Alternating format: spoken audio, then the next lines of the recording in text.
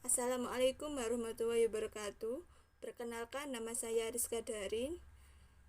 Saya akan menjawab seminar bisnis dengan judul penelitian saya adalah analisis finansial distress dengan metode purposive sampling pada perusahaan subsektor pariwisata yang terdaftar di Bursa Efek Indonesia pada tahun 2019.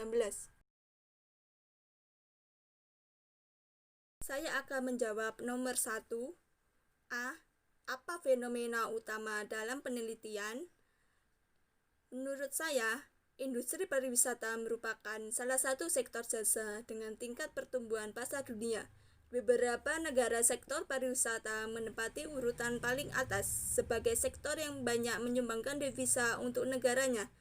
Hal ini dikarenakan pariwisata merupakan sektor yang dianggap memiliki peluang dan juga berpotensi yang sangat besar dalam meningkatkan pendapatan suatu negara.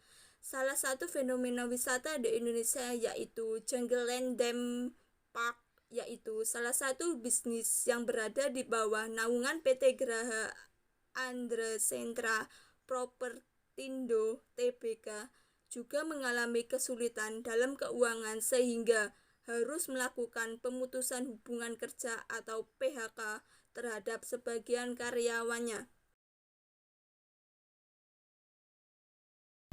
Saya akan menjawab nomor 1B, yaitu apa yang menyebabkan Anda ingin meneliti hal tersebut. 1.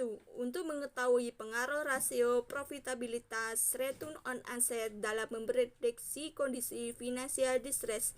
Yang kedua, mengetahui pengaruh likuiditas current ratio dalam memprediksi kondisi finansial distress. Yang ketiga, mengetahui pengaruh rasio leverage debt to equity ratio dalam memprediksi kondisi finansial distress. Yang keempat, mengetahui rasio manakah yang paling berpengaruh dalam memprediksi kondisi finansial distress sebelum perusahaan mengalami kebangkrutan.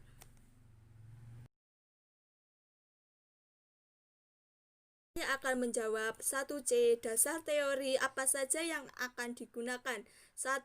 Nama perusahaan pariwisata yang terdaftar di BI tahun 2019. Yang kedua, pengertian dari pariwisata. Yang ketiga, pengertian dari financial distress. Yang keempat, pengertian dari rasio profitabilitas. Yang kelima, pengertian dari rasio likuiditas. Yang keenam, pengertian dari rasio leverage.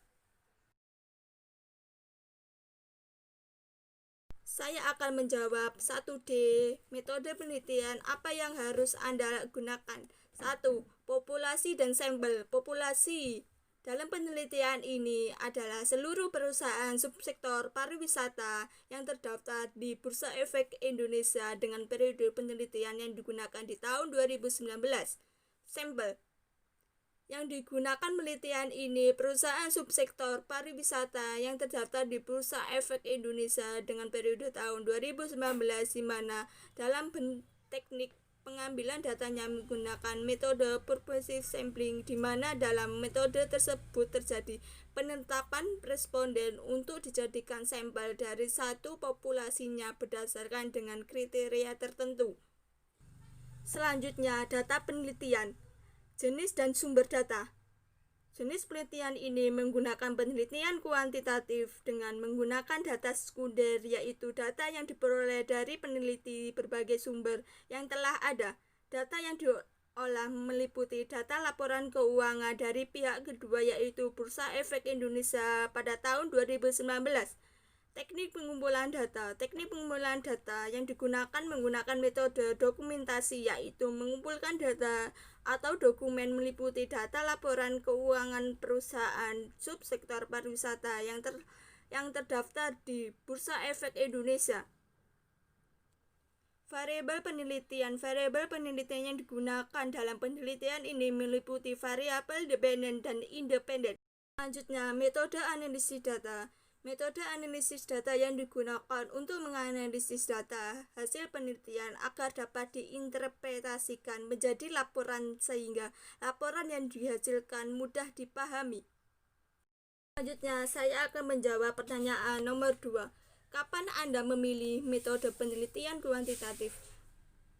Menurut ilmiah Sugiono, metode penelitian kuantitatif untuk meneliti pada populasi dan sampel dengan pengumpulan data menggunakan penelitian terdahulu. Selanjutnya, saya akan menjawab nomor 3. Bila seseorang ingin meneliti mengenai suatu keefektifan iklan, lebih menggunakan penelitian kuantitatif atau kualitatif. Dalam keefektifan iklan menggunakan penelitian kualitatif untuk menjelaskan fenomena melalui pengumpulan data yang lebih kepada kualitas bukan kuantitas data dan dapat memecahkan masalah dalam penelitian kualitatif. Saya akan menjawab nomor 4.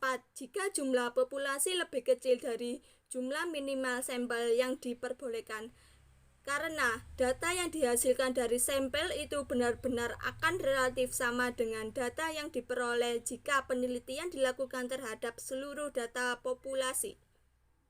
Saya akan menjawab pertanyaan nomor 5. Bolehkah kita menggunakan teori dari ilmu selain manajemen? Menurut saya boleh, tetapi berbeda fakultas seperti fakultas ekonomi dan bisnis. Hanya itu saja yang diperbolehkan untuk teori dalam ilmu manajemen dalam penelitian. Terima kasih.